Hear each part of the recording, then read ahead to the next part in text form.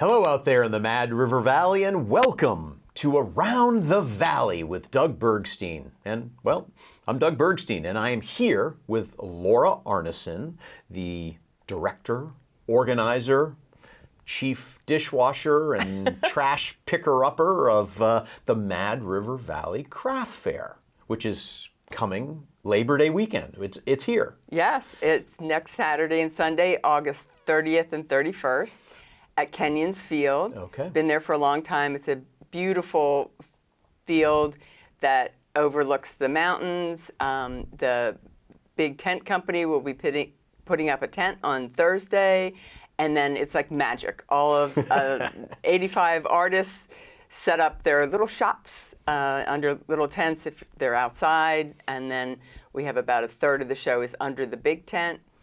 And then on Saturday, food and music and all sorts of other things starts. All right, so we go from a big open field to a magical display of artistry. Yes. All in a day, essentially. Yes, it is, and especially if you watch the tent coming up, because it's a big deal. It's almost like the rigging of a ship's sails. It's kind of cool to watch. We should charge money for that. Yeah, definitely, definitely.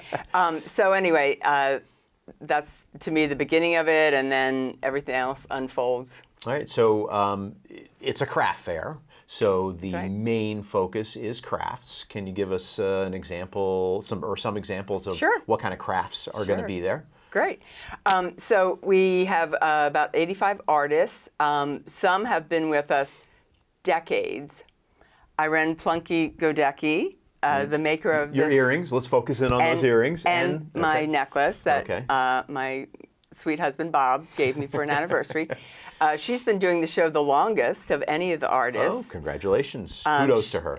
Yes, terrific. Lives in Fayston in New York City, teaches jewelry making, etc., and makes just gorgeous pieces. And she'll even, for the people who aren't sure what to buy for their significant other, she'll ask what their face looks like, and she'll help pick pieces out that are good for a round face or a long, narrow face or your length of hair. Nice. So that's great. So there's also, jewelers of all types. She's a fine jeweler, silver and gold. And then there are some beaded jewelers so that the teenage girls can come and, buy a really cool pair of earrings for $15. A little less money. Yes, exactly. So big variety in the type of artist and the price range. We like to have that.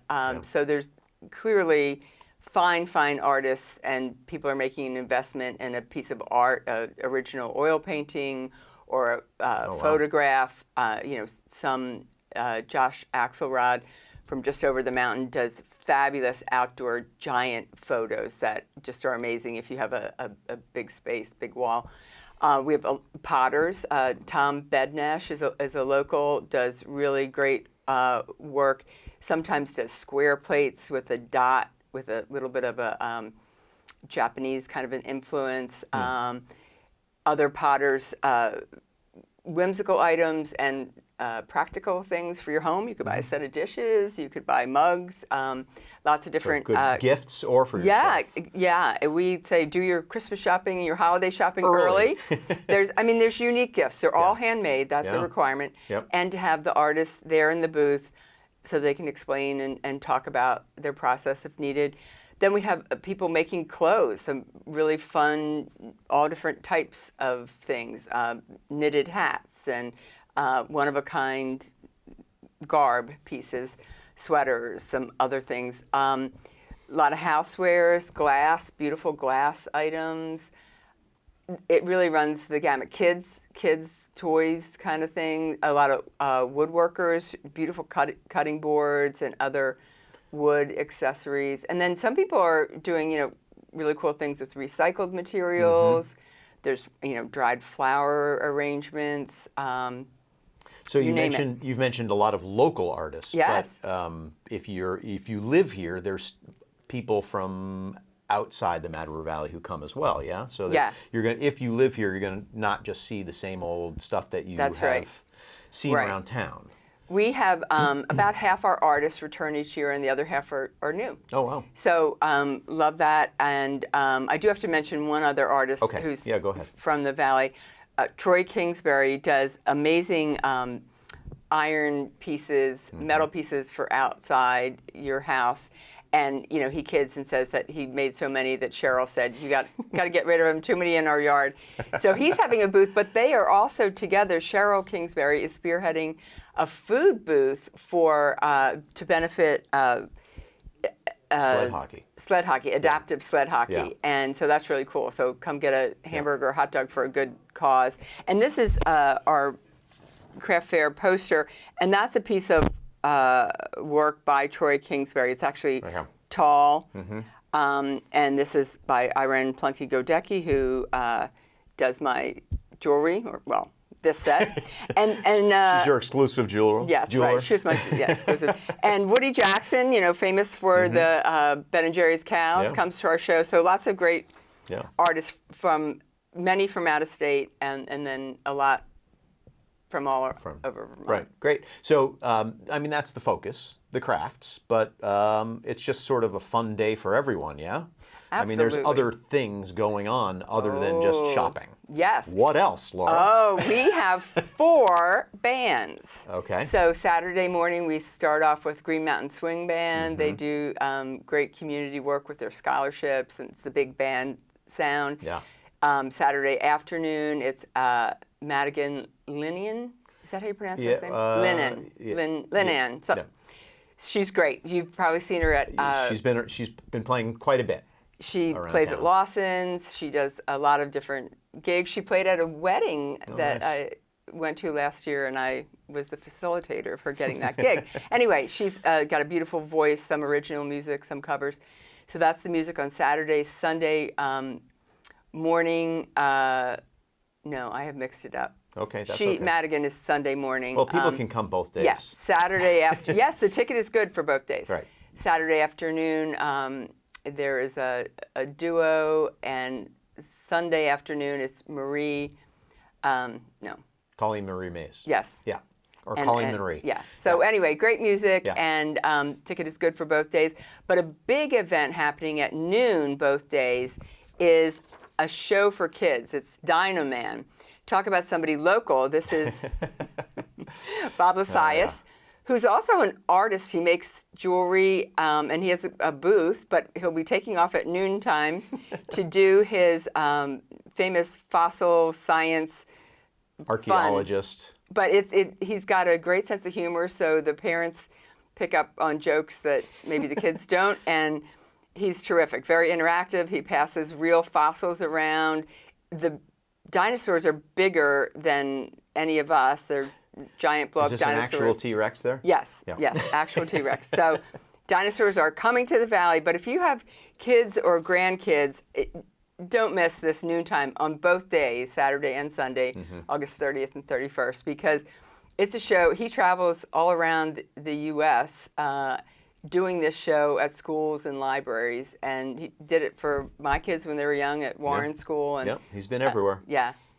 Nice. Great. And so if you're there for the day, because the craft fair goes from 10 to 5, there's stuff to eat. Oh, my goodness, yes. We have some great food vendors. I told you about the Kingsberries. We have Dougie Fresh, who does like Mediterranean items, gyros, things like that. Then we have somebody doing ice cream milkshakes, homemade lemonade. Hopefully it's hot. Yeah, right. We have another. But not too hot. We have another beverage truck with energy drinks and coffee, things like that. We actually have the Wandering Tavern, which has adult beverages. The Wandering Tavern. Yes. Okay. It is like a food truck, but for cocktails. Okay. So, where are they coming from? They have some roots here in the valley. They don't live far away, but the first time they're doing this event for us. Nice. We also have American Flatbread. I've heard of them. Yeah, yes. Great team there. We're so excited to have their yummy food. So they'll be setting up an oven. I mean, they cook it right there. Yep. And then we have one or two other pending. Okay. Might have a little bit more food. Yep. Great. Great. Well, it sounds like a pretty full weekend. I know that there's a huge emphasis on how much we love animals. Yes. But no pets. That's right. No walking dogs around. No. Don't bring your cats. No, and or hamsters, things like that. It's usually a hot day, so we're glad about that. But when we don't want pets left in cars, it's just a lot of people and a lot of valuable items like glass and things. We don't want any mishaps. So yeah, leave your pets at home. And we also have a cool thing happening, which is door prizes. Oh yeah, tell us about the door prizes. How does that work? So when you come to Kenyon's Field, up high, the ticket takers will take your $5 cash or a check or Venmo, and in your car. So it's $5 for adults. Kids 12 and under are free parking. So you get tickets for each of the people, and at the very front when you enter, there are pens and a door prize box. And you fill out your name and an email address or a phone number, whatever you want to give us, and your ticket stays in the box the full weekend. You do not have to be there to win, but we have more than 20 door prizes, really cool things, like a free subscription to the Valley Reporter for a year. Oh, so it's not just stuff. No, it's actually not from craft the Mad stuff. River Valley. Right. It is nice. The businesses locally that support us, because the craft fair is owned by the Valley Players. Oh, interesting. Yes, right. Doug knew that, of course. But the idea is it's a big community event supported by a lot of businesses. You know, people love to make a day of it, go to the craft fair, then maybe end up at Lawson's for a beer. They did give a gift certificate, so you can shop in their store. Then we also have things like Shades of Winter. The knitting shop gives us a $75 gift certificate. Some $25 gift certificates for dinners at the Hideaway. American Flatbread, a $40 gift certificate, 2 of those. Nice.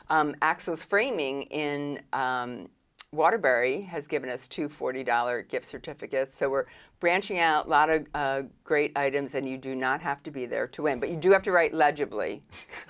If it can't be read, you don't win. Yeah.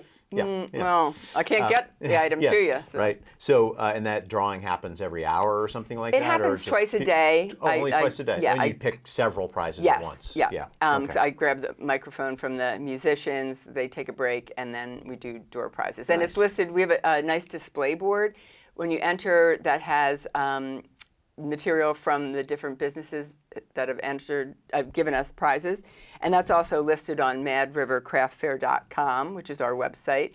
Okay, thanks for mentioning that. madrivercraftfair.com. That's right.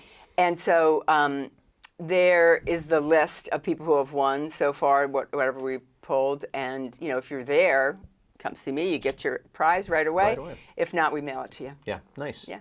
So you did touch on this, and I do want to emphasize a little bit. It's a fundraiser for the Valley Players, and Valley Players owns it, and so the proceeds go there.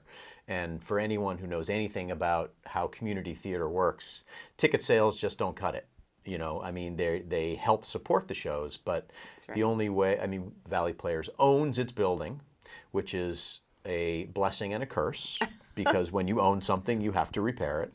And so there's a lot of expenses that are associated with a community theater, and the craft fair allows the Valley Players to exist, frankly.